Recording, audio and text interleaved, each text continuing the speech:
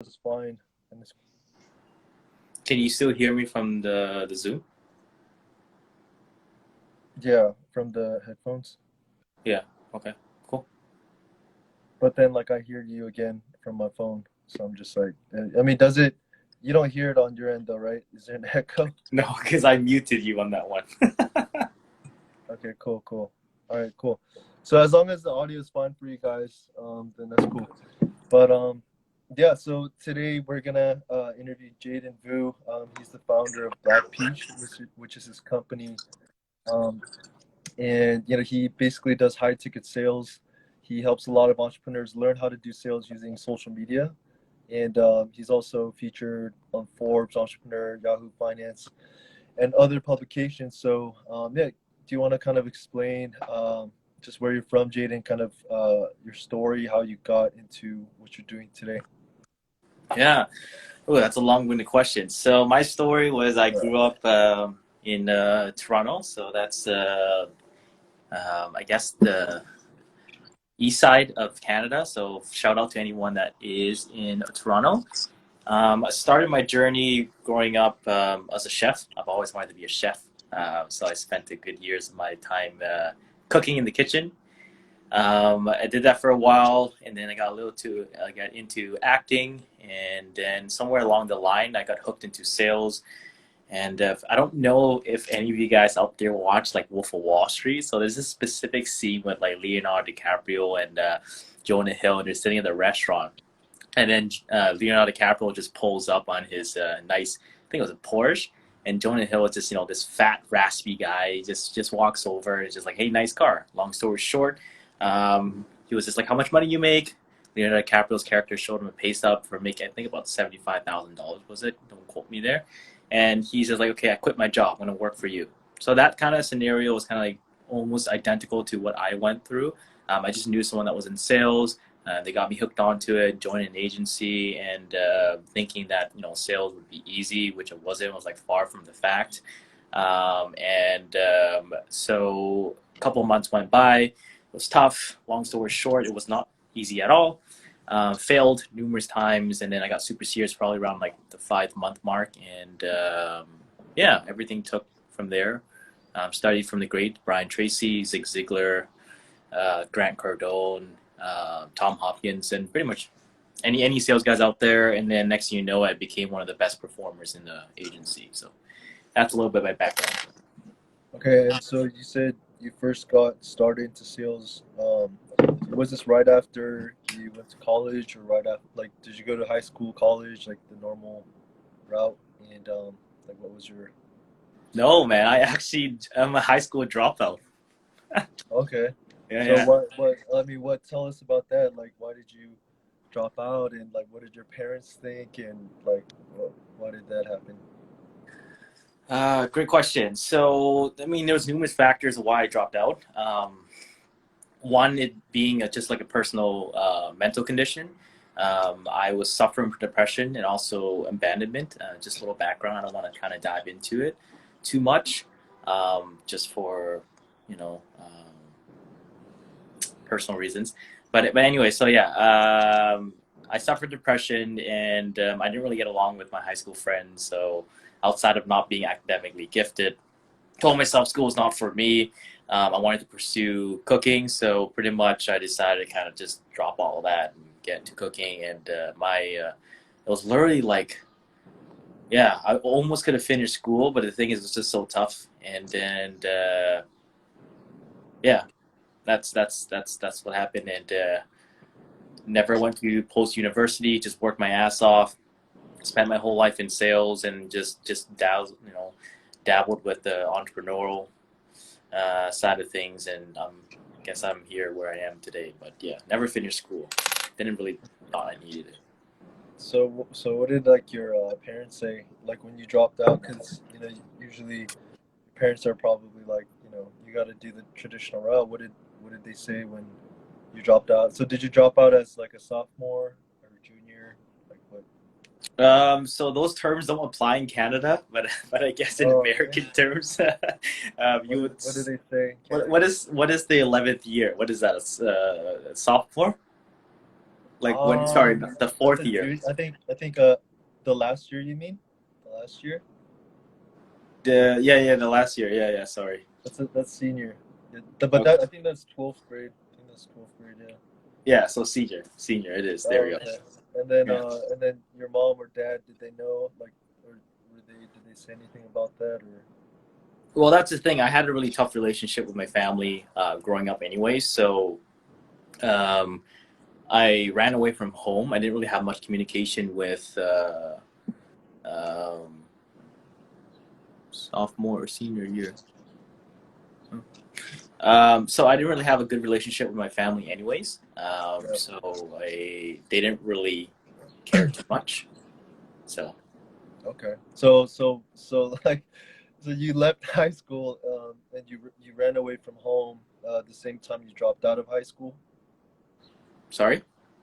So did you, you said you left home after you dropped out of high school? No. I left before. I ran away home before. Yeah. Okay, okay, well then that makes sense, because if you run away from home, like, how are you gonna go to school, right? How are you gonna go to school, and how are you gonna Well, I have was your? still going to school. I just dropped out because mentally I couldn't handle it anymore. And then I realized what I wanted to pursue at the time. Academics didn't really have, any huge impact on what I wanted to do. So Okay, for yeah, sure. Well, yeah, man. So I guess things were probably rough at home, which I could relate to. I mean, I didn't run away myself, but you know, you know, growing up, there's a lot of instability in my family, and that kind of. And yeah, I mean, latchkey kids. There's a lot of kids who are just parents are too busy working, or they're just they don't have time. But I don't know the whole situation for you, but maybe for those watching or listening too, they could probably relate. Maybe they don't have parents who are always there for them, or had that kind of guidance. But that's kind of amazing that you kind of went from there to kind of forging your own path and kind of creating this business, right? So you were, well, how old were you when you left, and then where did you escape to? Like, where did you run to? Like, where did you stay? Like, things like that. yeah. So I just bounced from couch to couch. I begged friends, distance, family members, and it was tough because I didn't really have the money to rent my own place. So I was just bouncing from home to home. There'd be even times where I slept on the streets. Um, Sometimes I would sleep in the car when I finally got some money to get a car. So it was tough, man. So yeah, I mean, like, I want to go through the process, because now obviously you're successful, and a lot of people probably look at you and they're like, wow, like, this guy's been featured on all these magazines, and he's selling these high ticket, like, tens of thousands of dollars of worth of programs. But so after you left home at how old again? So that's around like 12 senior in high school would be like 17. 17. Yeah, 17. So then, like, what was your first gig that you did to make money? Because obviously, if you're living couch to couch, it's like, you got to find a way to provide for yourself. So what was that? What Yeah, was the great first question. thing you did? And then, yeah. Yeah, like I was saying earlier, I wanted to, like, my biggest goal growing up at the time was I wanted to be a chef, right? So I was already working part time while going to school, just as a dishwasher. And when I was pretty much bouncing from home to home, I also worked in the kitchen. And then I worked my way up from a dishwasher. How the tiers work in the kitchen is you would start from dishwasher, cook, prep cook, line cook. So line cook is pretty much people that cook on the actual, kitchen itself for the restaurant. And I worked my way up to what's called a chef de partie. So that's someone that manages a specific station, then sous chef, and then head chef. Yeah. So that was pretty much what I was doing for income at the time. And it doesn't pay a lot. Just to give people perspective, anyone who works in the kitchen and all, you should really understand that it does not pay well and it's long hours. How But much? just What's the pay like, just to give people an idea? Yeah, just to give you the perspective, it's just like I'm not sure exactly how it is now and how much different in terms of how it pays, in 2020 as opposed to back then when I did it like a couple of years ago. But you would make literally maybe $100 it's called a daily wage, $100, and you would work for like 12, 13 hours. So you're pretty much working below minimum wage, right? But that's exactly how the kitchen atmosphere works. Now, I'm not saying ill will or bad about the environment. It's great if you love what you do, and it's not about the money. So for me at the time, it was not about the money. So I didn't really care working less than $8 an hour, right? But then somewhere along the line, when I started to really understand that, one, I live in a super expensive city, and also two, I was always living paycheck to paycheck and not being able to afford like just decent things. Like I had to struggle to even take someone out on a date. So I realized that I had to find other sources of income, whether it's I take on two jobs, two restaurant jobs, or I switch industry entirely. So that's what I was doing. And then when I racked up enough money, fortunately, I was able to get my own place. But still, where I live, Vancouver, in Canada, it's one of the most expensive cities to live in. And when I got some money to get my own place, still living paycheck to paycheck, and then that's when I realized it was time for a change. I needed more money. So I started chasing the money now as opposed to just chasing the passion. Sure. And that's when you got into sales, because you're like, I need to find a way to make money quick, right? Yeah, yes and no. I mean, I wanted to become an actor because actors do make a lot of money, but I didn't realize how much time you had to put into that. So I did that for a while. I also did some directing. So I did a whole bunch of things really before I got to sales, just here and there, because I wanted to explore. And I just wanted to explore what options out there that I could, be capable of, because I was never academically gifted. I was visually gifted in the sense that I can do things what I see, and I can pick up things real quick. That's why I got into cooking. So Cool. yeah, I got into acting, and then it wasn't a while until I met that friend that I was mentioning earlier, that he pretty much just showed me his pay stub. Look, this is how much you can make. Just join my agency. Completely hyped up, burned all my bridges, and just left everything behind, put down my knives, and then just jumped into really an industry I had no knowledge of. Like coming from a kitchen where you scream and yell at people, and you're always on edge, and you're always upset for no reason. Like it was a very toxic environment. And I'm sure most restaurants are better now, and that not every single restaurant was like that. I guess it was just the ones I was at the time. But going from that into sales is completely different. I mean, the one thing I know is you cannot sell anyone if you don't smile. And for the life of me, I cannot smile. Because you said you used to have depression, right? Yeah. Like that. And so yeah, like tell us now on like, what it takes to do sales. Like, how are you able to do high ticket sales now, and what are some of the like things that you've learned over the years that have been really difficult, but now you're good at, and maybe some things people watching can learn if they want to get into sales, or maybe they're already doing sales. Like how can they? Yeah, great question. So I'm not really sure where to start, but I would start off by saying if anyone wants to get into sales, if you're already doing sales, there should always be 3 golden rules that you should follow by, that I had a hard time understanding and that I live by now when it comes to sales. Is one, always smile. I mean, that's with anything in life, right? You start channeling and manifesting positivity, and positivity goes a long way in sales. 2 is know your numbers. So what know your numbers mean is that you got to understand and break down how to really work backwards of what your financial target is, or what your actual objective goal is in that specific industry or that specific product. So for example, let's just say you're selling cars, and you want to sell 5 cars a month, right? You want to break down in the sense that, let's just go by a weekly basis. You need to sell about 1 or 2 cars in 1 week, and then the rest is just once a week. And if anyone is in the car industry, selling 1 car a week is pretty tough depending on the brand you're in. So breaking down exactly what you want to hit and working backwards is very critical. So how many calls does it take to get 1 car? How many people you got to talk to? How many closes or presentations you have to do to get that 1 close, knowing your own track record. And then the third golden rule for sales for me is really understand how to close. So when I was in my early journey as a sales individual, I never took closing seriously. It was more of an attitude. It's just like, okay, if they like the product, they'll say yes anyways, right? But over the time, after getting proper coaching and mentoring and reading a lot of books, the closing process is completely different from any other process. It's literally a whole process within itself. And if you truly want to make money, if you can just master the closing process and everything else is kind of average, you can get pretty far as a sales individual.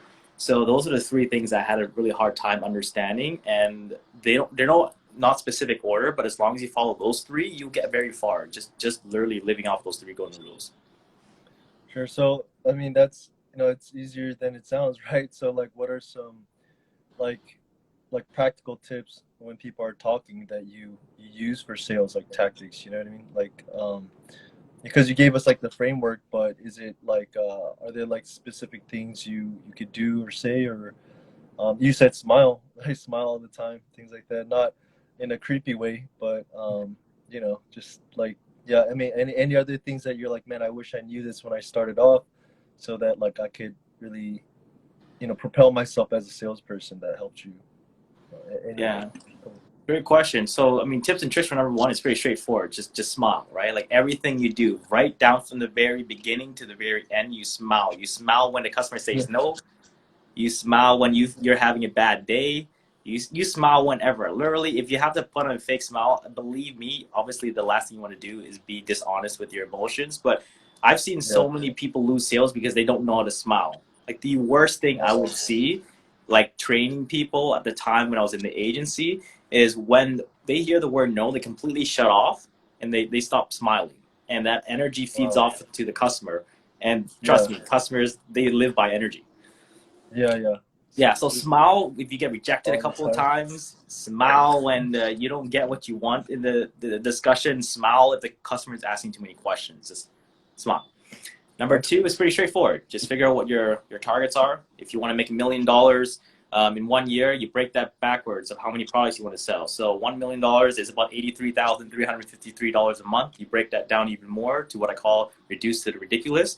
You break that down into weeks. That's about $20,853 every single week, and you break it down by the total days you work. So if you work, let's just say 6 days a week, that means you have to make roughly about $2,300 a day. And then let's just say you sell, products that are $500. So every single day you need to sell about 6 products, 6 products. Okay. So that's kind of how you break it down. So that's kind of what you did with your company, Black Peach, right? That and can you talk about a bit about what's your main company about, like who you serve and what you do with that?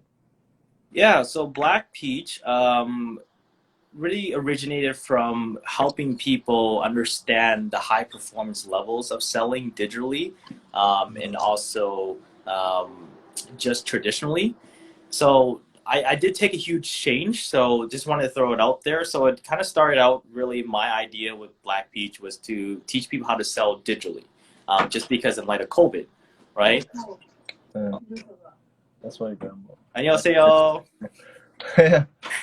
Oh yeah, she left, so it's cool. Okay. Yeah. So when I first started Black Beach, it was just really to help and take advantage of what happened because of the pandemic, right? Because a lot of brick and mortar or a lot of businesses that don't fully utilize social media to sell, just literally just to post content for the sake of posting content or just to have, an awareness around their company, but they don't really utilize it to its full capacity.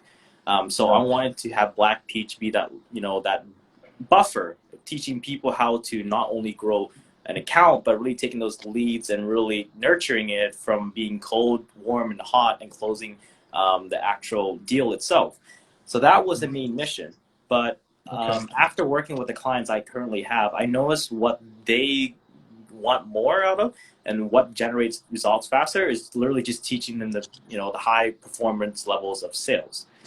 So Okay. now Black Peach is pretty much teaching any individual, whether you are completely new, intermediate, or advanced. There's always a couple of things I can teach you about sales to not only 10x your sales, but also teach you how to be a better human being. Because at the end of the day, sales is not really sales; it's just really caring about people Mhm. with the most with your moral compass aligned correctly, and really helping them find a product or service that benefits them so they can do better in life. It's like one of my favorite quotes. Zig Ziglar is if you can help enough other people get what they want, you can get everything you want in life. Yeah. Yeah, I remember he said that. And so Yeah. um so dang, so you came from, wanting to be a chef to doing sales and now having like your own company and your own products, like you came a long way. And so that's, how long has it taken? So 17, and you're right now, how old are you right now? 26. Okay, so it's been around 9 years, like Mm-hmm. for that process. And so, um, I think there were someone asked, how much money have you spent on coaches and mentors as a self-investment? I want to answer that. How much money? Too much. Yeah, yeah, yeah. North of six figures, I'll tell you that. Wow, north of six figures, so over 100,000 for sure. And Well, then, there's no specific number because I don't remember the specific number, but I know it's north of six figures. yeah. And then Mike asked, what books were helpful in learning high ticket sales? Well, I'm actually revisiting this one. It's I've read this numerous times. So for anyone that's in sales, Zig Ziglar is the man. This guy sells authentically and genuinely. So he's not your typical, I would say what the best word to use is. He sells from the heart. Anyway, so it's pretty much secrets to closing the sale. Great book. Other books that I've read is The 10X Rule by Grant Cardone. How to Win Friends and Influence People by Dale Carnegie. Very great book. Yeah, sure. And another one is, what is the one I have sitting up there? Fire. Never Split the Difference by Chris Voss. Yeah. What was that? Never Split the Difference by Chris Voss. Great book. Little background by the author. He is an FBI negotiator turned business owner. His company is called the Black Swan Group, and what they do is literally they just teach people how to influence and negotiate a deal without giving anything in return to the opposing party. So they negotiate a deal, and the other party, they don't get anything from it? Yeah, so for example, let's just say you watch like a CIA movie, right? If you ever see those negotiators, like FBI negotiators or interrogators, their mission is to always get what they want without giving anything back. So it's just like, I want the hostage, but the people that kidnap the hostages, they want like $5 million. So the FBI negotiator, their job is to get the hostage back without either giving anything in return or giving literally little to none. And the book teaches you what he does to always never give anything back. Wow. So what, so do you have to lie to do that, or like what are some things that you've learned from that book in terms of negotiating? Or I mean, is that too much? No, you don't lie to people, right? I mean, people are very smart. They can tell when you're lying. It's more so like understanding the underlying root of why someone is doing this. Right. The most famous story in the book was when he got a call in the middle of the night, and these Americans were in the Philippines, and they became hostages, and the person that took captive of them is a very like big big wolf. Right. This guy's everywhere. I don't really remember the name, but I highly recommend you pick up the book. But so these Americans, they got kidnapped, and literally the first thing the kidnapper says is like, I want $10 million, or I'm going to cut these guys' head off, and I'm going to record it, and I'm going to put it on every news channel. And that would be a huge, it would be a huge global issue, or not global, political issue, sorry. So anyways, long story short, over the course of 3 months, he was able to really negotiate the entire deal with a diplomatic who's the general in the Philippines to negotiate with the hostage taker. And long story short, he was able to get back the Americans, and the guy who kidnapped them called the diplomatic and said that if they haven't promoted you, they should, because I don't know what you did, because I would have never let these guys go. And through the course of the 3 months they were negotiating, he was able to really identify the underlying root of why this guy's doing this in the first place. Okay. So you're trying to find those pain points of why someone's acting the way they are. And if you do, and if you can relate to it, they typically will be more understanding, because they're going to start treating you as a person and not as a salesperson or as an enemy. So he basically got to understanding the person holding them hostage and was able to kind of talk to him and be like, hey, like, I mean, I'm just curious, what was his pain point, or how did he diffuse it, or what was the thing he said Yeah, well, specifically? it was a combination of things. One is being Mhm. patient. Two is your tonality. So the book goes through it. It's just like I would love to sit here and list it. It's just certain That's a like thought. information that I don't remember word for word. But the one big thing that really triggered him to calm down and not make any more threats or any more any more threats was really asking him why is he doing all of this, like what made you come to this point, and actually listening and taking that information that the person's saying and reflecting it back on them. So for example, let's just say I asked you, why do you do what you do, and you told me, I do it because I want to save the world. I'm like, great, you want to save the world. How big do you want to save it? And you go like, oh, well, I want to put in charities, I want to have clean water. And I'll ask you, okay, great, you want to have clean water. That's amazing. A lot of third world countries need more clean water, but why is that really important to you?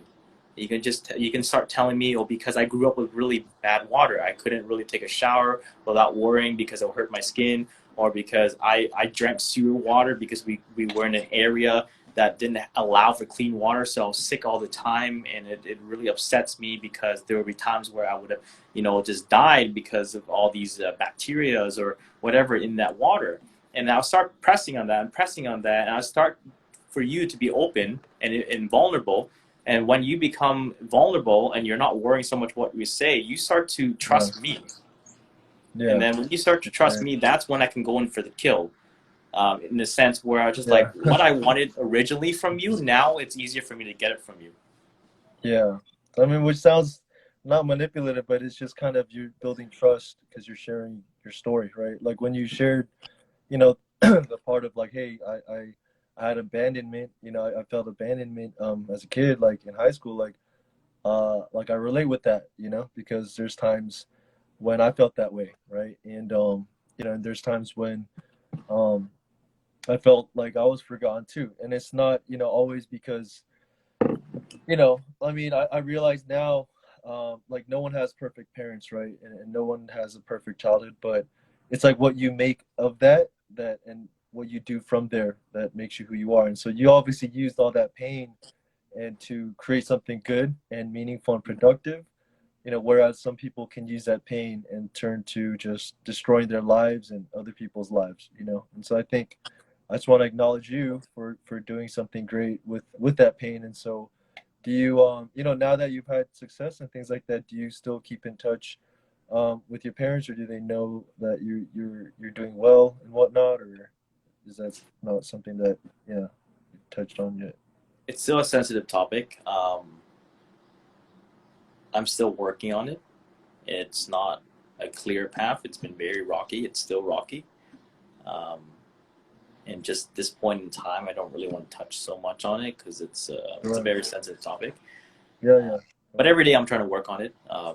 I Yeah. do miss them dearly, and part of my why and part of my mission, why I do what I do, um, other amongst many other reasons why I do what I do, is the biggest one for me is to just be able to win back my family somehow. And Yeah, for sure. I mean, I definitely think that will happen, one day. I mean, you're I think, you're doing so great for yourself, right? And it's like and you've done this on your own, which is, I mean, obviously with the help of other people, but it's I mean, I'm sure things will turn out for the better for you and for what's going on. And so yes, so yeah, man, I feel like a lot of people can relate to things that you've said, whether it's about um feeling abandoned maybe, or maybe it's about wanting to drop out of high school, not seeing the point in school, and you kind of learn for yourself, how, what you want with your life early on. So I think that's really important.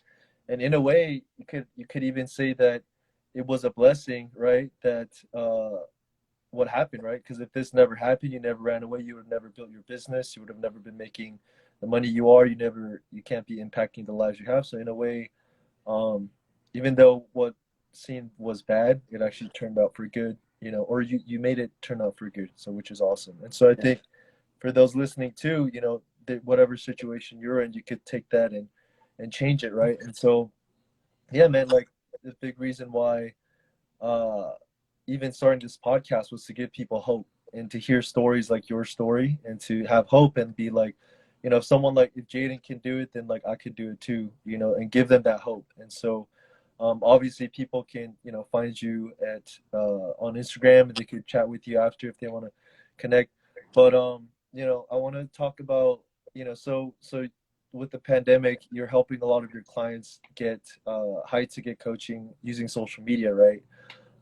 So for those who are Can wondering, I pause here for a yeah, second? yeah, for Yeah, sure. I just want to, because I just realized that something that a lot of people might be wondering too, based on what I said earlier. So I'm Yeah, gonna chime in real quick. I won't spend too much time on this. So earlier when I said that, I started out doing what I did in cooking for the passion, and then after I realized it was, I was living paycheck to paycheck, and it became me just following the money. I want to point out there that passion is very important. And also you need money as well, and sometimes passion and money doesn't go hand in hand. But what I notice now, based on everything I went through, is it's okay sometimes to really just, for the short term, just chase after a money opportunity, in a sense where it's an avenue that allows you to really make a certain uncapped amount of money, and then you can go back to your passion, in a sense that now you have the financial resources or capabilities to really spend more time on that. Now, my passion is just helping people, and that's what I develop. And that's the other funny thing too. Sometimes is you might think you only have one passion, but we are evolving creatures. We are perpetually yeah, changing what we love, what we do, and how we look at life. Is that you always develop new passions, whether it's through something that you thought you never love or something that you want to go back to. But just what I'm trying to say is, money never leads, and money always follow. So in the short term, you can chase for the money to go back to what you want to do, but just don't make it all about money, because when you have money, and if anyone that has money can tell you humbly and generously that no matter how much money you make, it doesn't make you happier. Happier. It's more important who you spend it with and how you spend it to make an impact. So just wanted to really throw that in. that's good. Yeah. So do you still have a passion for like cooking and stuff? Like, do you think you ever go back and cook and be a chef and whatnot? Um, I wouldn't make that my full time job. I'll tell you that. But like, I love cooking. I cook for my partner, and sometimes friends and family. And it doesn't feel like a chore, because I don't have to wake up going like, okay, when I cook for an hour, that's when I get paid. But it's more like I do it because it's fun. I enjoy it, so there's less yeah. stress. Would I ever go back to be a chef? No.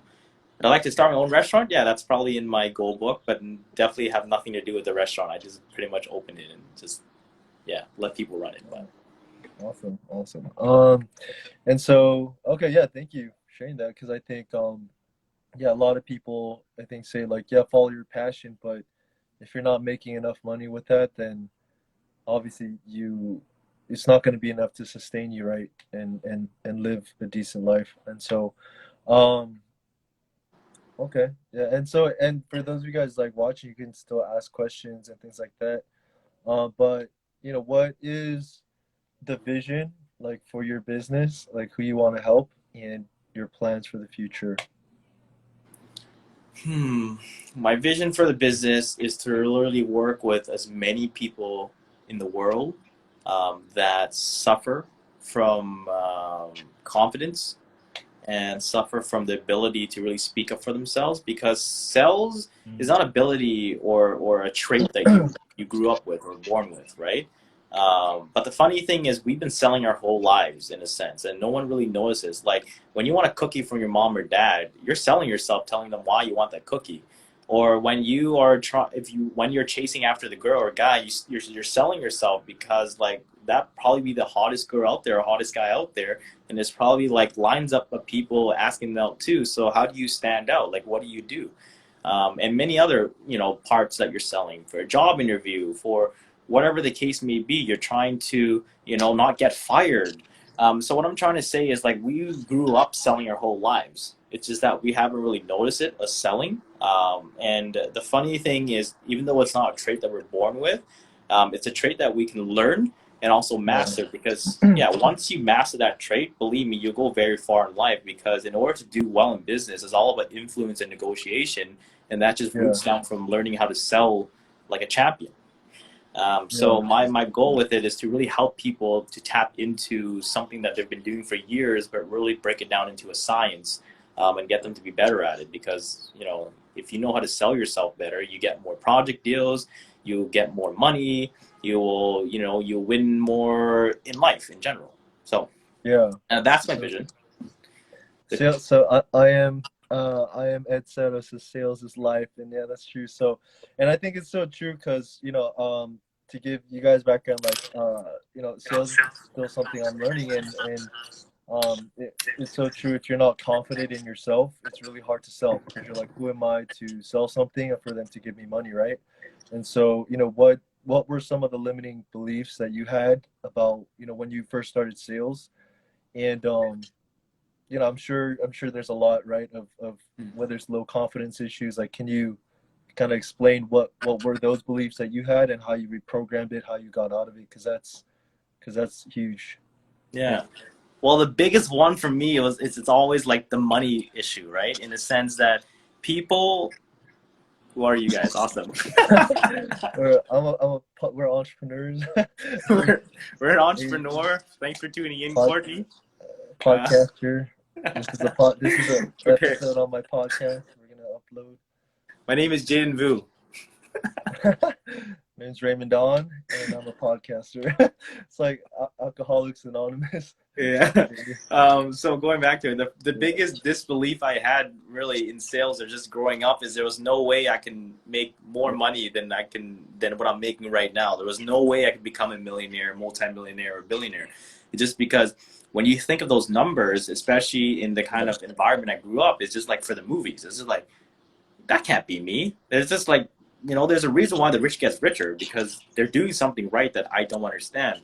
But I never really Yeah. stopped myself to sit back and just wonder, okay, the rich gets richer, but how can I figure out a way to understand what it is that they know, and how can I make that for myself? So I never really thought to think of it that way. So for the longest time, whenever I got into sales, the more money I made, the more scared I get, in a sense that there was no way I figured that I can make this much money. There was just a point in my life when I was in sales at the agency, I made more money than what I would have made in 6 months cooking. And that was a huge pivotal Wow. moment for me to realize, holy crap, money is actually easier than you think. And then after having that taste of, Yeah. money flying in, and I was making a lot too. And it was also surreal. Like, I didn't believe that this was happening, because it was one thing to see that check that the person was showing me how much he made, but it's also completely different, universe to actually have it happen to you in some sense, right? Because I was used to Hmm. making like $2,000 a month. Hmm. And now seeing that I can make mid figures in 1 month, it's just like, it doesn't make any sense. I couldn't comprehend it. So anyways, after a while, I started making more money. My disbelief in becoming a millionaire or multimillionaire became, literally, it just completely vanished and it disappeared. And once I stopped limiting myself to believing that I can't hit that mark, everything I did after that, it just kept skyrocketing. It's just like I made more, and it became one of the best performers in the agency. And I made the fastest, like, $1 million in the agency, and it was insane. So anyways, Wow. that was one. Really telling myself that everything I want is completely possible. Nothing is impossible, only if you want to believe it. It's like Henry Ford says, whether you think you can or you can't is true. And as soon as I kind of like stopped that mindset, all the doors would open. The second thing that became a disbelief was that I was never good enough. So I grew up as a very, like, reserved child, and part of my little family didn't really give me enough support for me to flourish, and it's not their fault. I never really say it's their fault. I don't know what happened, but I always blame myself, and it's a lot easier when I think like that, because then it makes me want to improve myself, and it's not point blame.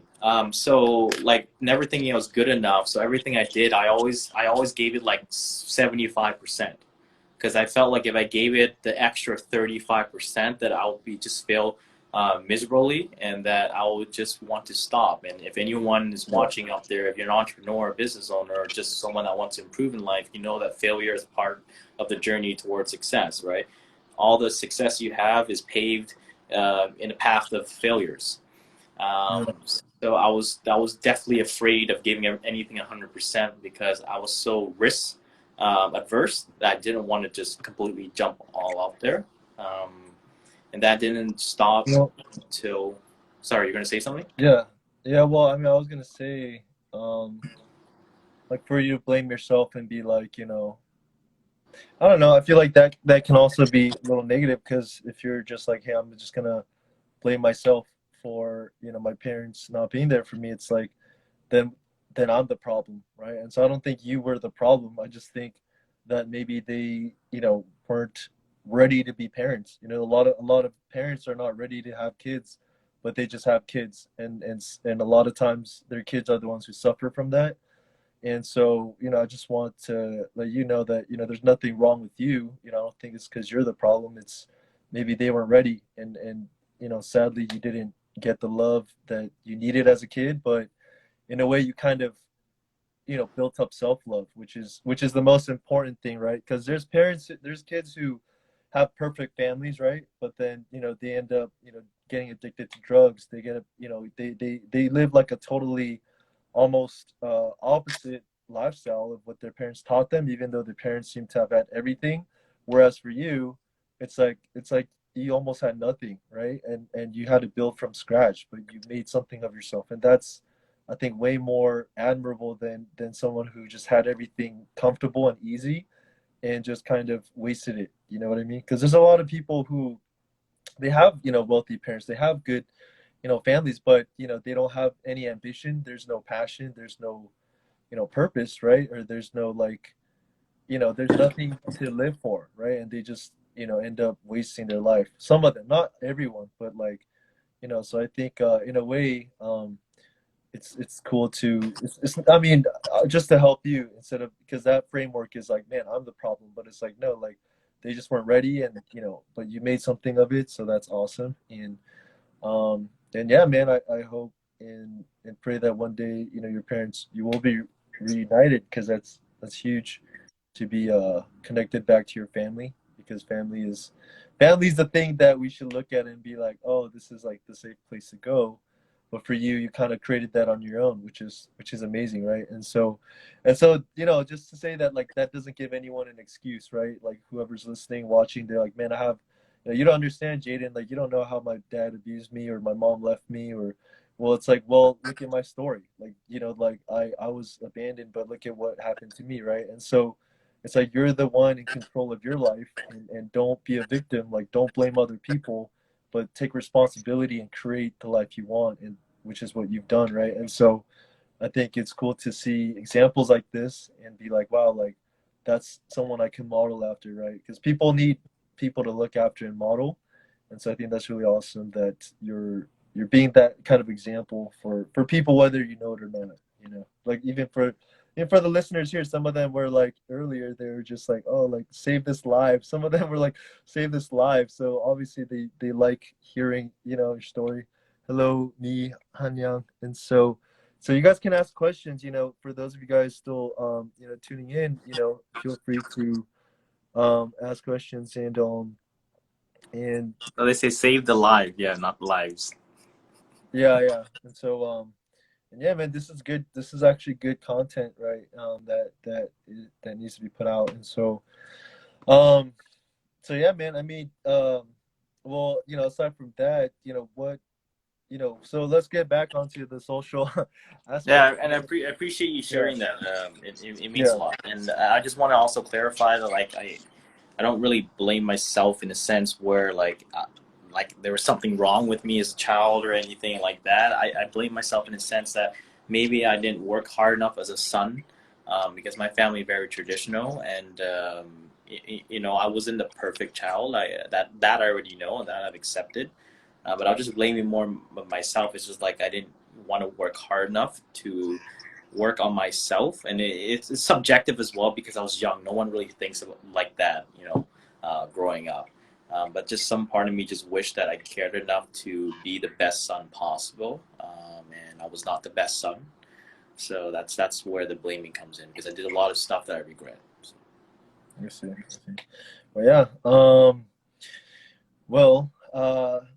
On another note, so you're on social right now, and a lot of people are using social media for business. Like, what are some of the best ways to grow now on social, that you would say, or that people could use social media, for their business or for what they're trying to do? Yeah. It's a long-winded question, but I'll try to keep it short. So the first question was, how do they grow on social? Yeah, like what are some of the best ways to grow now on social, you think? Yeah, so I'll give you everyone watching out there 5 steps. One is to really identify a platform that you resonate with or you would want to really master. Don't try to be the jack of all trades and really go into every single platform all at once. I mean, you can't really, if you want great results, you can't divert your energy, right? So you can't be going into YouTube, Instagram, Facebook, LinkedIn, TikTok, whatever platforms out there and expect to knock it out of the park, right? I mean, in one side, consider split testing, but also the same side, like, think about it. You're dating 5 people at once. Like, do you think you find a meaningful relationship like that? Probably not. So stick to one platform, and then once you master that to a certain degree that you feel comfortable being able to take on another one, then you move on to the next. Or if you have the money, just go hire a bunch of people to do it. Step number 2 is really identify your mission. What you want to stand for, what kind of impact you want to be making on social media. Don't be just like everyone else, those really stupid photos showing off this nice Rolls Royce or Lamborghini, or you taking a trip to the private jets. Like, a lot of people can see through that, and that's not a mission. That's just trying to show off, and no one would really want to follow that. And if people do follow that, those are the people you don't really want in your life anyways, or those are not true supporters. So don't be caught in the whole glamour game, and just really identify your mission on social media. So whether you want to become, the next life coach, or the next e-com king or queen, whether you just want to, focus on giving some kind of, certain advices or something that you're really good at. So just identify what your mission is. 3 is be consistent. So this is like just life in general. Be consistent at social media. If you want to grow, you just have to stick with it. It's not something that you would literally work on for the next 3-4 months, give it your all, and then slow down and expect the results to keep climbing. It doesn't work like that. With social media, it's like a second job or a third job or fourth job. You have to be consistent with it, and you always have to be understanding the trends. And what I mean by trends is, like, if there's going to be new updates or if there's going to be new features on it, use it all you can, because when something is new out and you hop on the trend, it increases your exposure. So just be consistent when you hop into a platform. What would you say are the current trends right now on social? The current trends right now, great question. That's the one thing I'm lacking on. I'm not looking into current trends, so that's one advice that I need to take for myself. But I know with Instagram that a lot of reels are great because it's new. They adopted that to TikTok. It's just not my jam, and I don't know if I'm going to get into it really. And also understanding how the algorithm works. So one great tip, for example, you provided to me that actually works is posting 10 minutes before the hour, right? So that's before the hour. Yeah, before the hour. So that's a great tip. A couple other tips as well for trends is a lot of people like to stay within the 7 to 15 hashtag mark. Apparently that really works because it helps increase your algorithm exposure. And another thing is to constantly do stories. So the more stories you do, the more engagement you get, and a bunch of other things. So those are the things that I noticed. For sure. And awesome. Cool. Yeah, and I got 2 more. Number 4 is post educational content. So what I mean by post educational content is if there's a specific target market, which you should already know because you identified your mission. Step number 2 is you want to literally post only things that give value to your target audience, because it gives them for a reason to come back. So if you're going to be a sales coach, Try to really focus on your content. And my measure or my rule of thumb is 70-30. So 70% value and rich content and 30% really just focusing on your lifestyle, right? You also want to kind of show what kind of person you are and also let them know that, you know, you're a actual human being, right? Outside of just work. You want to have that work, you know, life balance kind of on social media.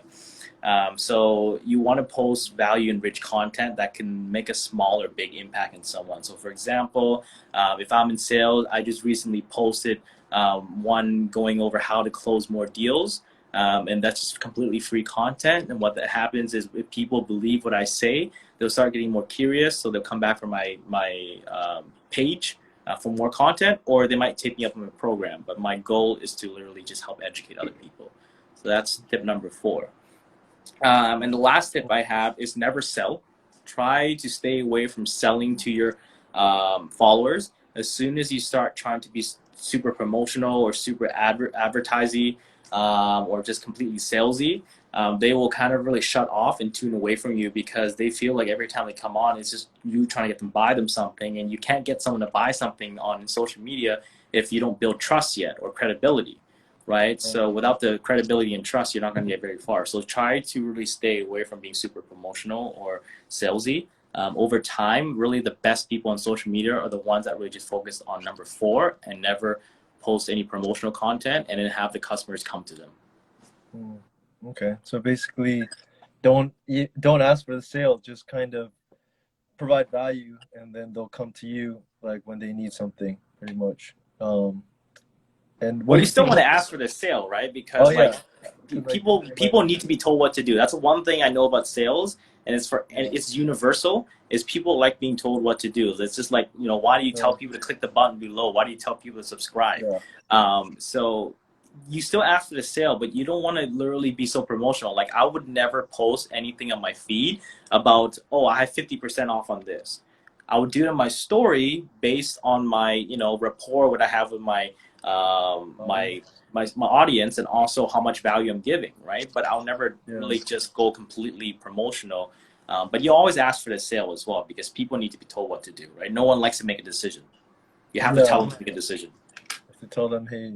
So I mean, you said, so when do you do that, right? Because you just said, hey, just don't ever sell.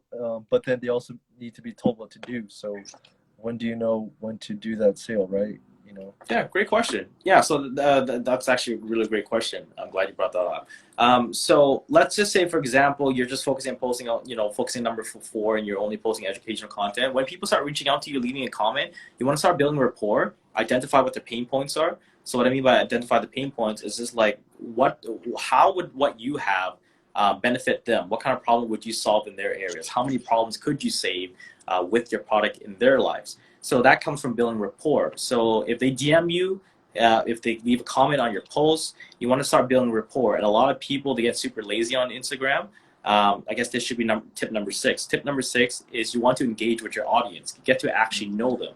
If you want to build a loyal fan base, if you want to also use Instagram or even any social media platform as a venue to monetize, you want to actually be more customizable to your audience. So getting to know them, build a rapport, and identify if your product can actually generally solve a problem in their lives. And then once you identify that by being genuine as possible, then you ask for the order.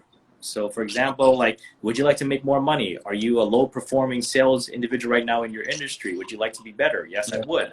And how long do you know closing? I don't know much. Great. I have the solution to all those 3 for you. Okay. For clothing. Okay. So kind of goes from ask them what they want, and then or there's one thing that says give them what they want, or sell them what they want, give them what they need. There's that one too, right? You just hit on the pain points, things like that. Yeah, sell them what they want, give them what they need. Yeah, because people, and that's another thing. It's funny thing you brought that up. I was actually talking to a colleague of mine that is, especially in sales or just in business in general, how people market is always preying on what people want, and then when once they actually hooked, you focus on what they need, right? Because people never want what they need; they always want what they want. So it's just like people don't need an iPhone 12, but they want the iPhone 12. Yeah. Right? You sell the iPhone 12, and then they end up getting into a self-development course or something. Well, in a sense, like if you sell the iPhone 12, then you can start selling them on like certain apps to really help them, or I don't know. It's just a random idea I throw out there. But like in my case, I sell people on the fact that they can make more money by being better at sales. That's what they want. Everyone wants to make more money. But what I actually giving them is what they need is the fundamentals of how to break down from everything from the pitch down to the closing, right? No one really cares so much about that. They only care about how can I get better every day, or how can I make more sales, how can I be the top performer. But they, Yeah, in order to get that, they have to go through the process of being a better salesperson. They can't just go from 0 to 1. yeah, it's a process for sure. Yeah. Cool. So we're gonna wrap it up now. Last couple minutes. Just want to thank you for everything you've shared, and obviously people can find you at Jaiden Vu on Instagram. People want to. Is there bound? Oh shoot, there's more questions here. Um, What's the question? wow. Well, it's on Facebook, but how do you balance transparency from Penny? How do you balance transparency with your personal life enough to be relatable to people that you want to impact? Is there a boundary? Yeah, great question. Is there a boundary? That entirely depends on you as an individual. Like how much you want to share, how open you want to be. There's no perfect answer, right or wrong answer. It really just depends on why you would want to open. So, for example, I started Instagram or social media in general to open up on my depression to help other people that may be going through it, because depression is a big topic and it's a never-ending topic, and many people suicide all the time. Korea and Japan have the biggest suicide rate. It's bigger than people overdosing, and it's sad because it's them Yeah. taking their own lives. So that I started opening up about things most people wouldn't open up about, because that's something people keep them to themselves. But there are other things that I keep to myself because it doesn't really relate or it doesn't help my mission. So I guess the more tangible answer I can give to that person asking the question is define what your mission is, and whatever that mission is, what you want to share has to really be working towards that mission. So letting people know that you like broccoli is not going to help you. If your mission is I want to be a life coach, telling people you like broccoli or that you fart at night, or when you fart, you wake up your partner, that has nothing to do with your mission as a life coach. So it all really depends what your mission is. Okay, awesome. So yeah, it's Penny. That was a great question. How do you balance transparency? What's up, Carlos? With your personal life enough to be. So yeah, and I think it's up to you, right? Jaiden just shared things about his personal life, about things he went through, parents and whatnot, and so it's how like open you want to be. But I would say the more open you are, the more relatable. Like especially on social, the more people can relate. And how many people are out there talking about depression or about suicide or about abandonment, but overcoming it, right? And so those are things that people need to hear. Obviously, if you're still depressed and you're like, hey, hey guys, I'm depressed still, then maybe that Yeah. won't help.